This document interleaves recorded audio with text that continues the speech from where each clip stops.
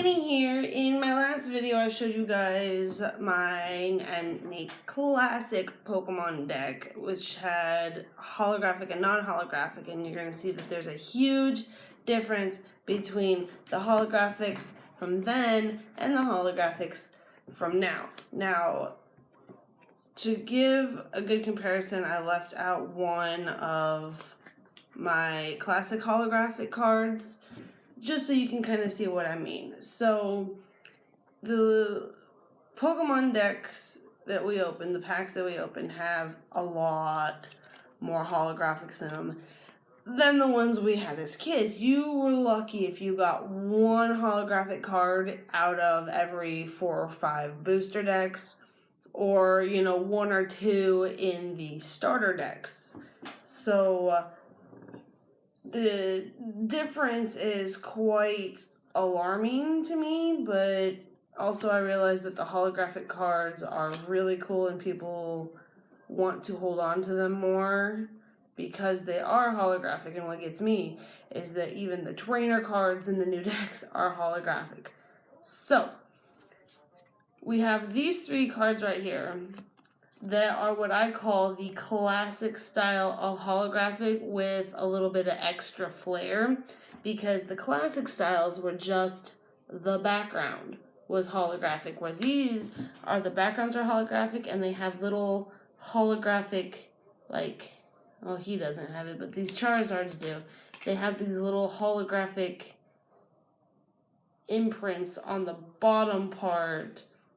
I find it funny that it's a Charizard with snowflakes. That's highly amusing to me. But this is what I would call a classic, this one more so than the others, because it's just the background holographic styles. Now, what really surprised me was the fact that they have what I like to call, and what Nate likes to call, a reverse holographic, which is where the backgrounds are holographic, but the pictures are not. And these, there's a lot of these. Like I said, even the freaking trainer cards have them now, which I don't understand. Why? Normally, if it's a holographic card, it's a rare card. At least that's what it was back in, early 2000. Holographic cards were rare cards. They didn't mass produce those. So the fact that there are so many of these bad boys is just mind-boggling to me.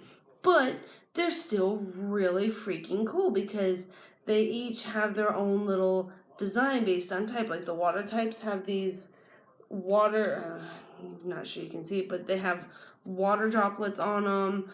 The electric types have lightning bolts printed on them.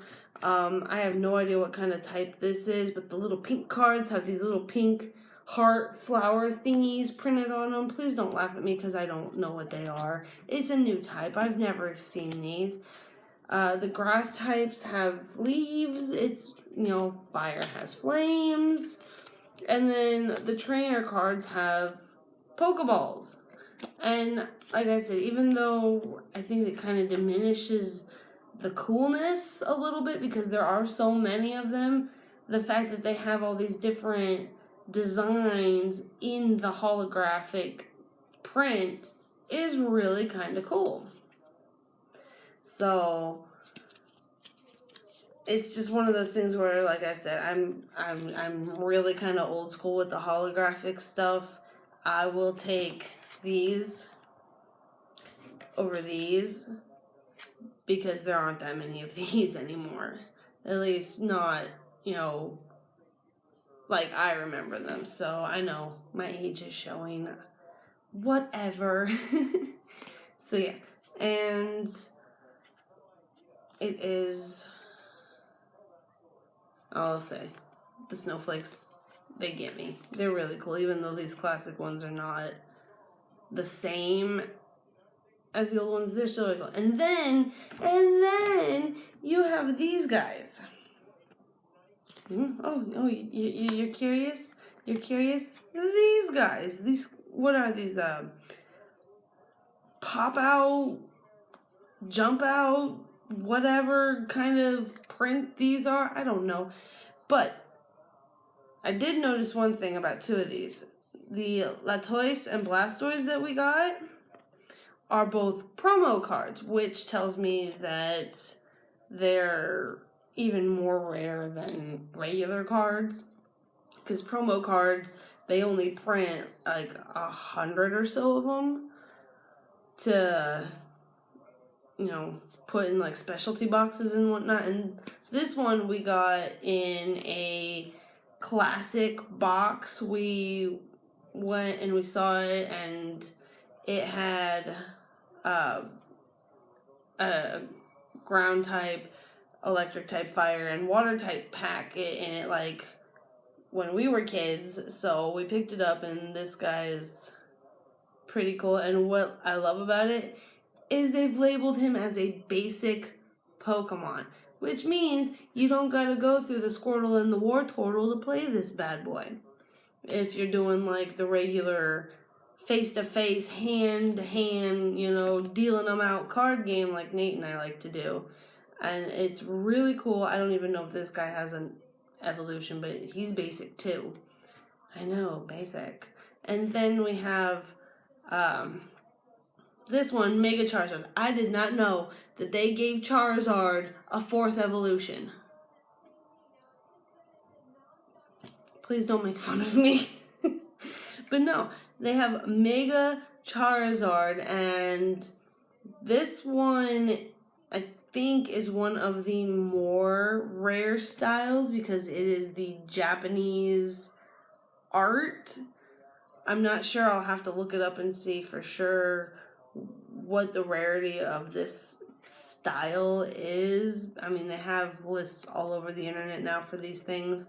So I know a couple of these that we have are not that rare, but a couple of them are very, very rare, which makes me super excited because then I'm kind of like, you gotta love collecting them rare cards, especially when you find them out of the blue.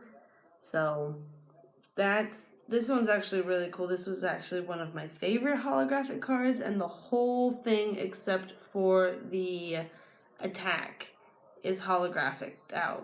So that's really cool. And then we have Nate's favorite card, which is this Mewtwo EX. And this one actually has texture. Let's see if I can.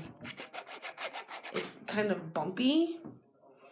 And it's really cool because it's not like this one, which is really smooth. You can actually kind of see the difference, where you can kind of see how it's raised up, and this one's a lot more flat. So this one I actually did look up, and this one is an ultra rare card. There were 4 types of Mewtwo EX cards printed out. There was the classic style. This is called a full art card, and it is a ultra rare according to Bulbapedia, the Pokemon Wikipedia. Yeah, it exists. I didn't know. I'm so behind on this thing. So behind. But yeah, this is one of 4 different types of Mewtwo EX cards. And he's actually one of the cooler ones. The other style, there's another style like this where it's got the Japanese writing across it. And that one is like a super ultra rare, full art Japanese. It's a big deal. It's a big deal. And I actually got it digitally when I input my codes the other day, so that's kind of cool that we have this one as a physical version and I have the digital version of the Japanese version. So, like I said, the holographics today, I think there's too many of them. I really do. I think that they're kind of overdoing it to make it more sparkly and wow, and I don't know. I prefer it where they're not as common and they're, only certain types. Like every Pokemon that was a holographic was either a super rare Pokemon like an Eevee or one of the Eevee evolutions, or they were the full evolutions like Charizard and Ninetales and whatnot. That's cool. But when you've got, you know, who is it? Freaking Ponyta. When you have Ponyta as a holographic card, it's not so cool anymore. So, that's what I think of that. I mean, they're still cool, but not as cool. Anyhow, that's all I got for you guys. Let me know what your favorite holographic card I showed you was tonight out of the new ones. And I will see all of you next time. Bye.